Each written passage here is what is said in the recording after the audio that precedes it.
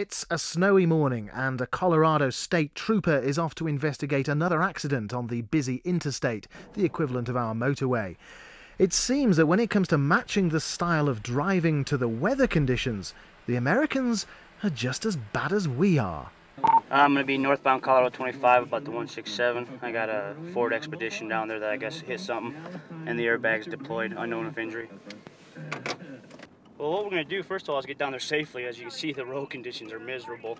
So we're going to get down there safely, and then from that point, I'll interview the drivers, any witnesses, try and figure out and put the clues together of what happened.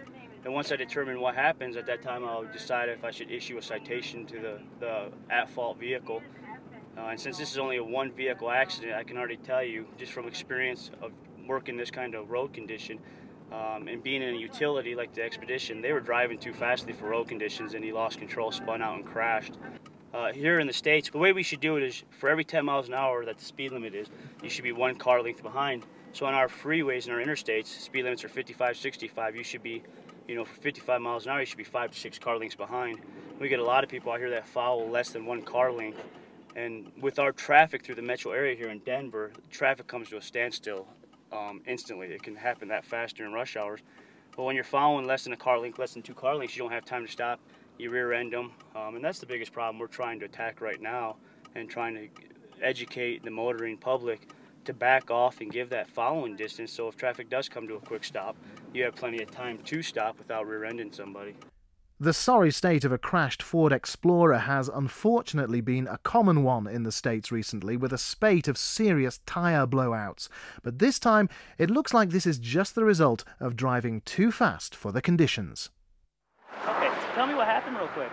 My daughter and I were on our way to Denver, and we hit a patch of ice and just slid across, and we hit the guardrail and spun around and slid right over there. Okay, about how fast were you going today? I don't think I was going any faster than 60. I know I was staying between traffic.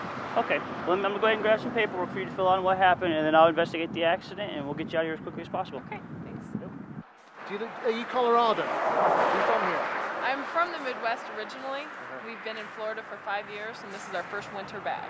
But is everybody okay? My daughter and I are both fine. Right. Both strapped in, airbags went off, we're safe. Good.